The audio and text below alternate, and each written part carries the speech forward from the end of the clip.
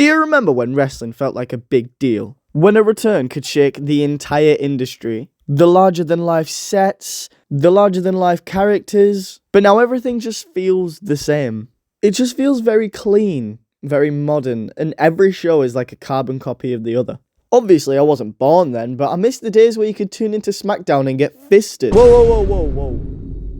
Pause. But the point I'm trying to make is that every episode, every week feels the exact same. Every show has the same LED barricades, the same ultra clean lighting, and the same overproduced camera cuts. Gone are the gritty arenas, the unique stages, and the identity of each show. Nothing stands out anymore. It's technically clean, but it's emotionally bland. So today we're going to talk about it, because I think everybody knows exactly what's going on. Make sure to hit like, subscribe, and hit the notification bell so you don't miss another upload like this one. And even leave a comment down below. How do you feel about all of this? But without further ado, let's get into it.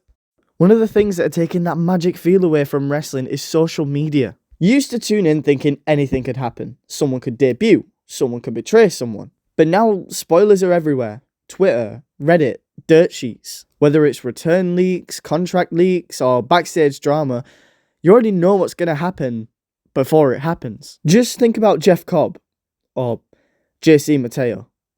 I don't think I'm ever going to get used to that name. The rumours and leaks about him joining WWE had already gotten out before his contract was up at New Japan. And don't get me wrong, I was just as surprised as everyone else was when JC Mateo debuted. But it didn't feel special. And to be honest, it was the same when Rusev returned. You see, I was very excited about it. I was very happy. I watched it live when he returned.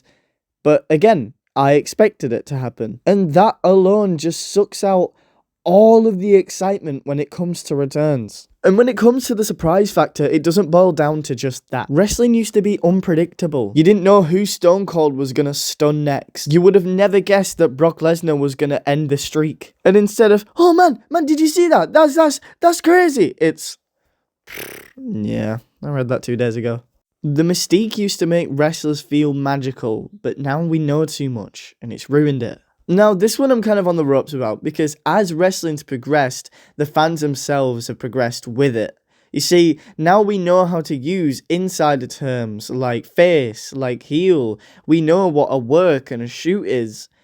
But at the end of the day, knowing that is kind of hurting wrestling just as much as it's making it better. Fans, just like myself, are so happy that we're allowed to see behind the curtain. It makes wrestling feel more intimate, it makes you feel more involved with the characters. But at the same time, it can also ruin them. And the biggest and best example I've got is the Final Boss ruining an entire year's worth of storyline on Raw's Netflix debut. Brother waffled for at least a century, dapped up Cody Raheem Rhodes, and ruined the storyline. What, so when you left him busted up outside of his truck, it was for shits and giggles? I don't think so, mate. But then again, as I said, there are some good things that come out of this. Like the ability to blur the line between reality and fiction, like when Matt Riddle and Seth Rollins had their feud. It makes it a lot more spicy. Another thing that isn't boding too well is the unnecessary competition. Ever since it started, WWE and AEW have obviously had a bit of tension between them. But it's almost like WWE got PTSD from WCW and just started crashing out. I'm pretty confident in saying that from a corporate standpoint, WWE is doing a lot better than AEW.